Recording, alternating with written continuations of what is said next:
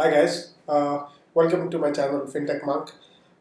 In the last video we discussed about wealth generation in your 20s and 30s and what are the aspects that matter more.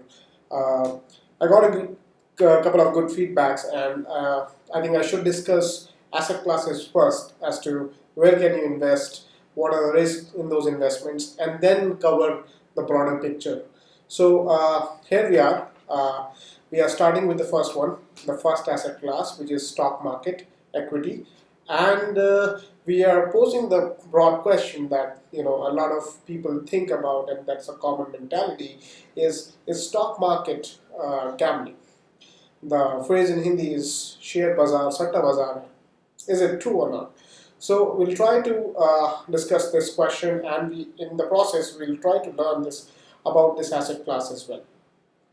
Alright, so in the part 1 of this video, I'll discuss what is gambling, and we'll try to understand what makes something gambling. And in the second part, we'll discuss stock markets and we'll try to link the two. Alright, let's get started. So the first question is, what is gambling?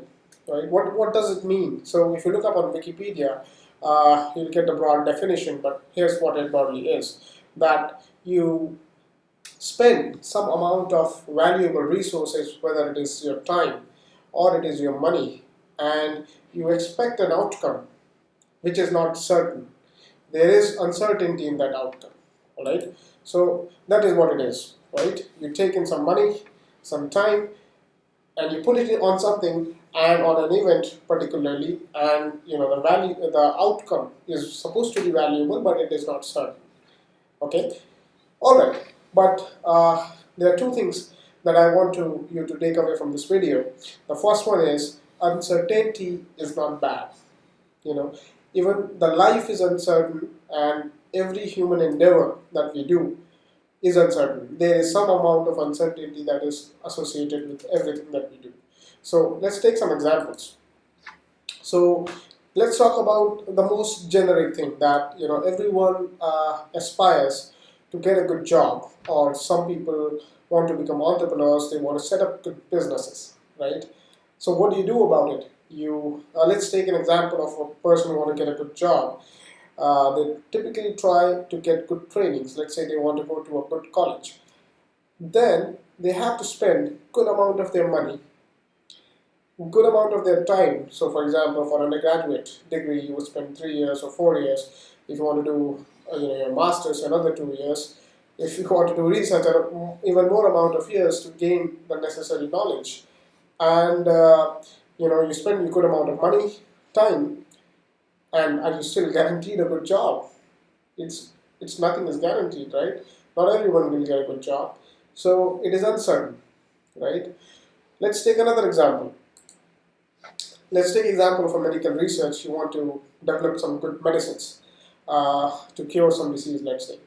But does every medicine work on everyone?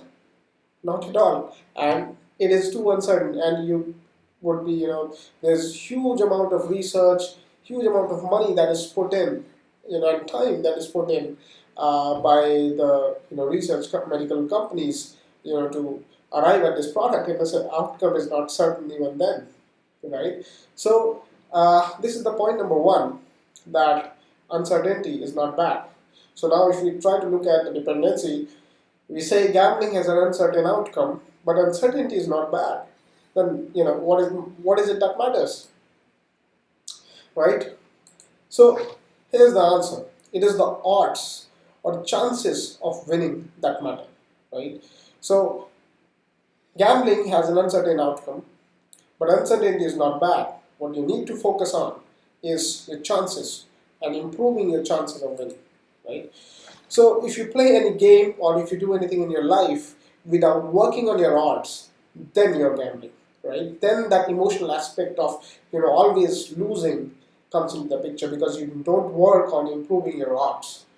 So let's take the same examples that we discussed before, and how you yourself subconsciously try and improve your odds, right? So let's take the first example, higher studies, right? How do you improve your odds?